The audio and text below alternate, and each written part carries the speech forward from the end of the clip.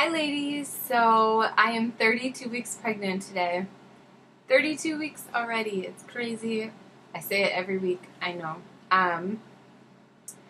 So anyways, I'm going to let you know what's been happening this week. Actually, this is probably one of the least eventful weeks I've had so far, so I guess no news is good news. But I would say pregnancy-wise, the most annoying symptom, I guess, would be round ligament pain. I've been complaining about that like through the pregnancy, but it's like right at, you can't see my belly, but right at the bottom of my belly. It just will get like achy and stingy, and like I know it's round ligament pain because I've had it in the past, but it's like round ligament pain that persists.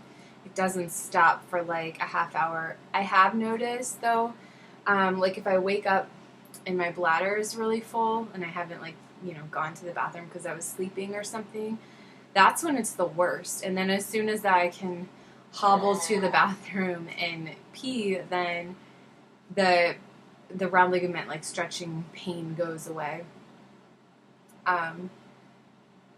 So I don't know. I think when my bladder's full, it just makes the ligament stretch that much more. So I've been trying, especially during the day, to make sure I keep my bladder empty, and that seems to be helping. And then I go to the chiropractor once a week now, and he stretches them out. Usually after he stretches out the ligaments, I'm good for like 4 or 5 days, and then I need to have them adjusted again. So that's kind of where I'm at with the belly pains. Annabelle. She's over there making cray-cray noises. Say hi. Hi. She's gotten some makeup. Her mama bought her some makeup. I messed up it. Did you get it kind of on your cheeky?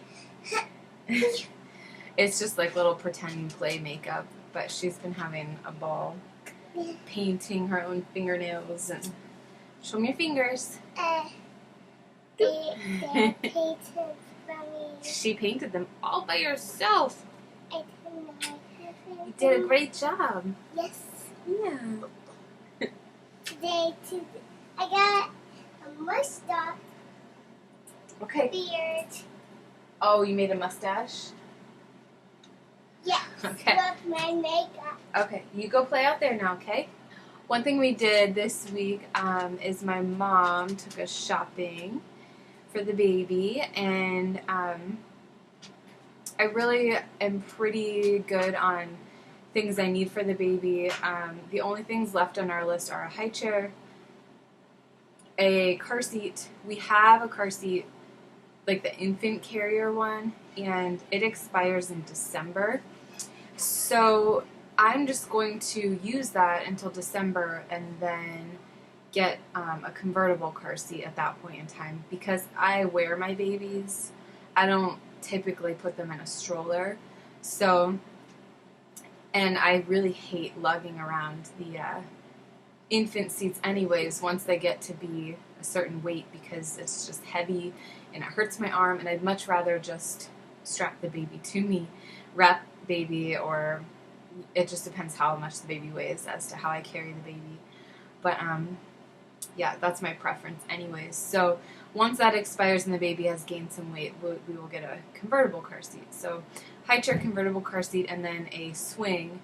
And we have one of the little swings for the beginning, and then if the baby likes a swing, then we'll get a bigger swing.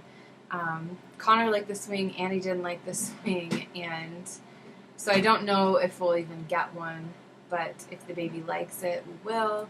And the one that we had with the other 2 kids, it was done after 2 babies. The motor was like shot, and so we needed to get a new one anyways. So those are like the big items left on our list that we need. And then the smaller items, I have 1 package of disposable newborn diapers.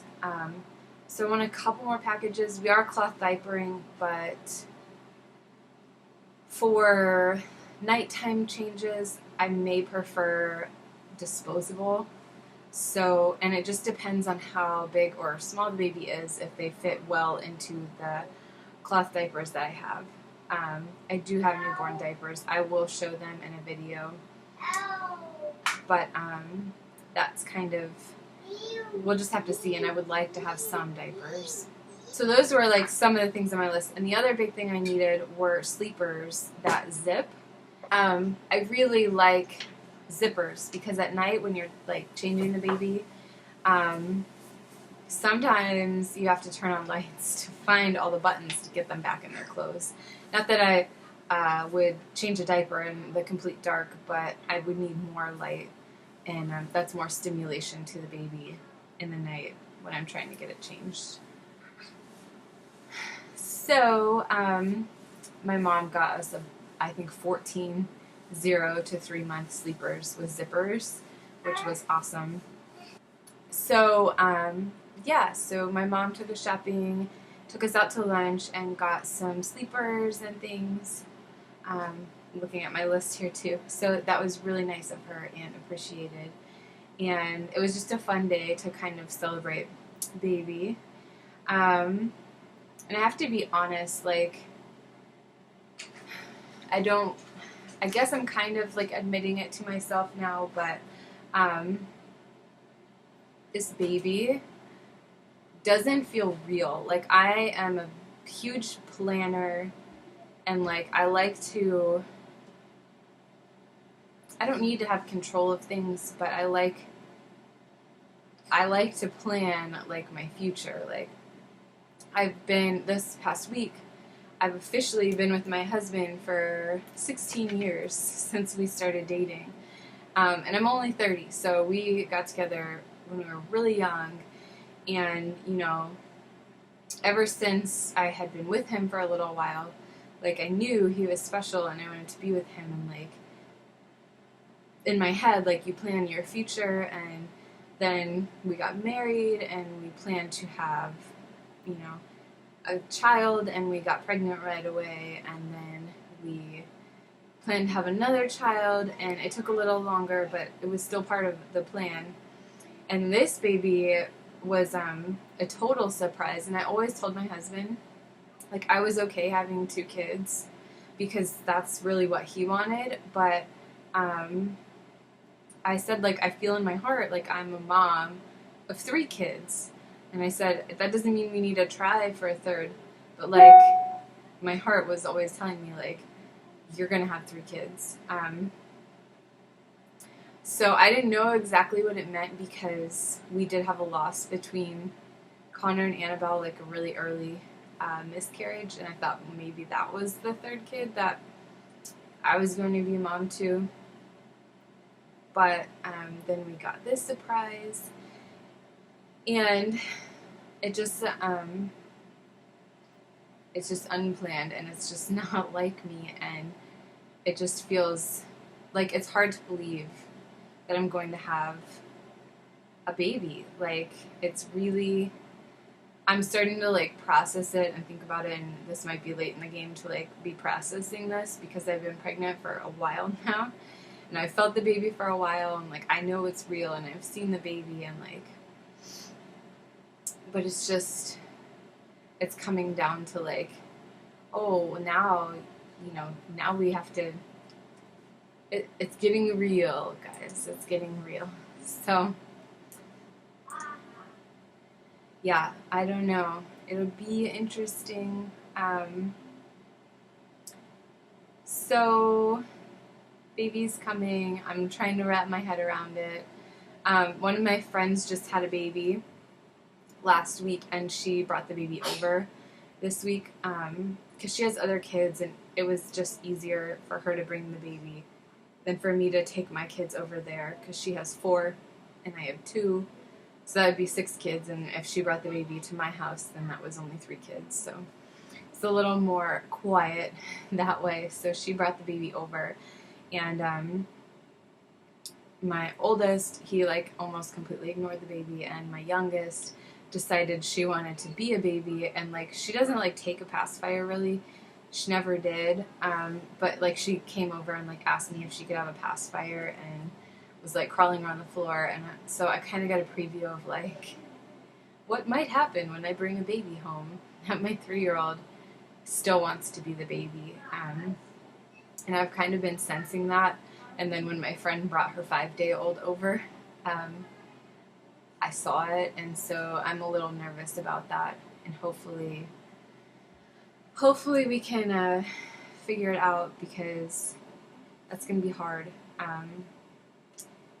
If she regresses, so I know it's normal, but it's an extra thing we're probably going to have to work through, that I got a little preview of this week.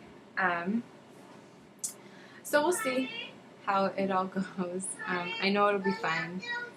So it's just getting real. What else? So I did film my what I packed for the baby for the hospital. So I'm packing a labor bag that I'm taking when I'm in labor. And I'm packing a hospital bag for postpartum for my husband and I.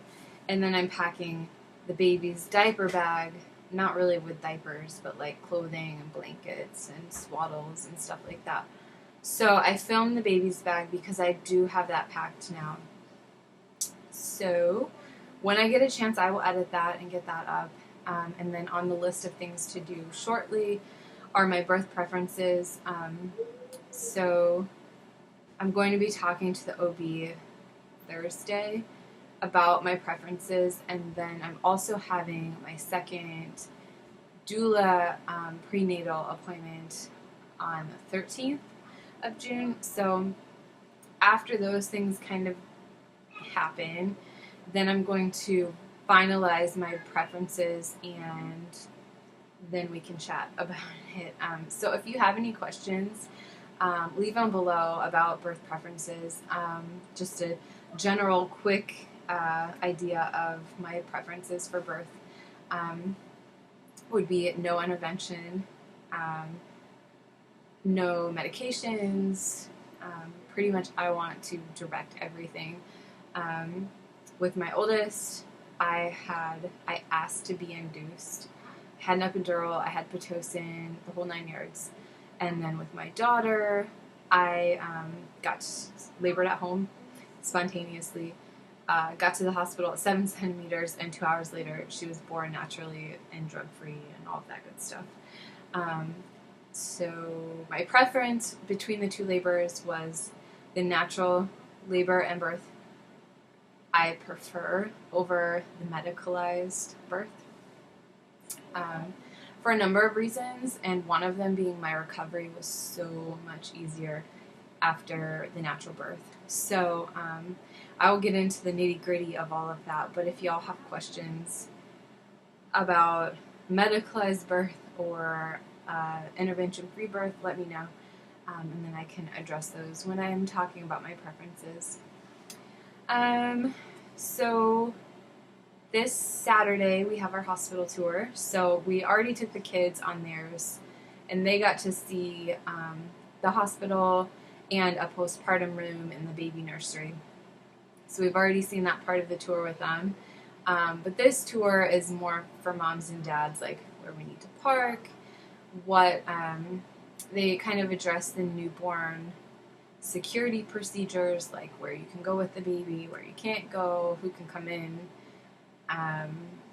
Like I know when my kids are born, the staff had to wear certain things so that the parents would know if they were like a real staff member or not. It was like a sticker on their name tag, and if they didn't have it, you're supposed to like call security or something. And the babies wear like sensors on them that keep them safe. And we live in a nice area of town. It's not like that. It's nice to know ahead of time what these procedures are so that you are aware of them. And then you can also see things like what the labor rooms have, if the policies have changed. I have a list of questions to ask, like I want to try to get a room with a tub. I want to try to see how many telemetry units they have. which that would be if I would need continuous monitoring. It's wireless, so you can like wear the little belts with the sensors on them that look the baby's heartbeat and the contractions, and then you can still be mobile and walk around. So I want to see how many of those units they have, what size the birth balls are. We are keeping the placenta, so like, what is the procedure for that? Just those kinds of questions. So it'll be nice to have that time with my husband to kind of walk through all of that and get our questions answered. And also, one of my doula friends, is looking for some photography experience. So, I'm pretty sure I'm hiring her to do a Fresh 48 session. So, baby's born, she would come to the hospital, the next day and get family pictures of, my husband and I with the baby. Maybe if the timing can work out when my kids come to meet the baby and things like that. So, one of my friends is supposed to come and take pictures during the birth. If she can't make it, my doula would be able to take pictures during the birth, and then maybe a Fresh 48 session in the hospital before we come home.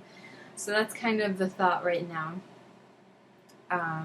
So we might be doing that. We'll just have to see how timing of everything works out.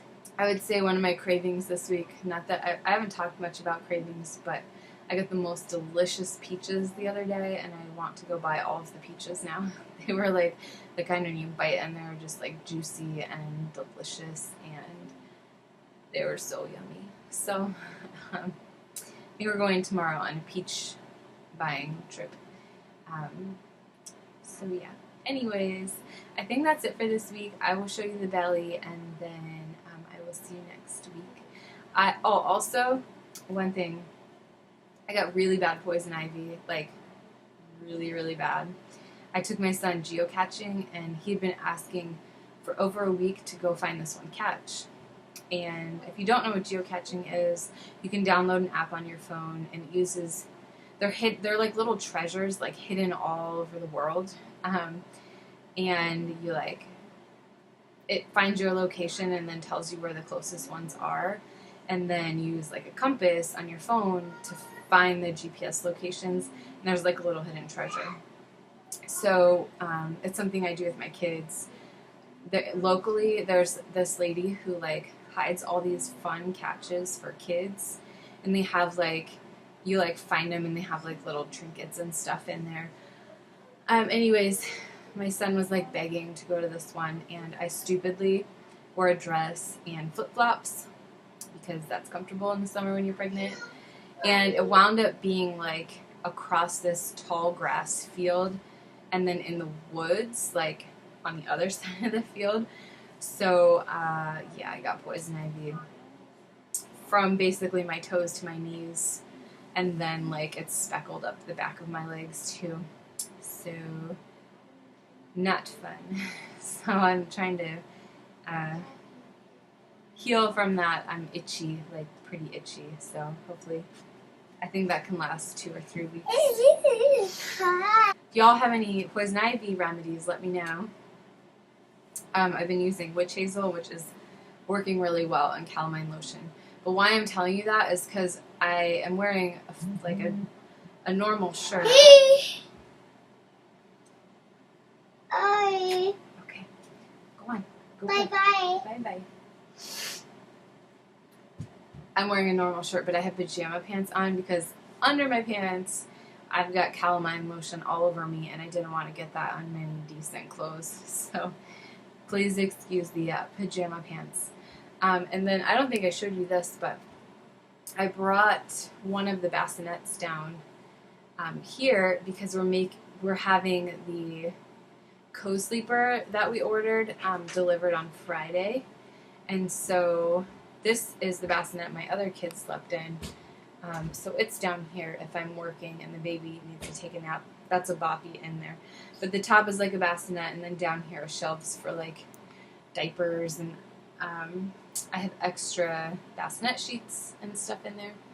So that's here, and then upstairs we have a pack and play, and then I'm in the basement, so on the main level we have a pack and play. Then upstairs we'll have a co-sleeper and a crib. So those are kind of our baby stations, floor to floor. But it's nice to have this down here if he wants to take a nap or anything. Okay, so now I will show you the belly. There's a little bump. And from the front, you can't see anything from the front. And from the other side. So he's like all out front. I carried my other kids like more wide, and he's just like, boop. So there he is. Alright, thanks for watching. I'll see you next week. Bye.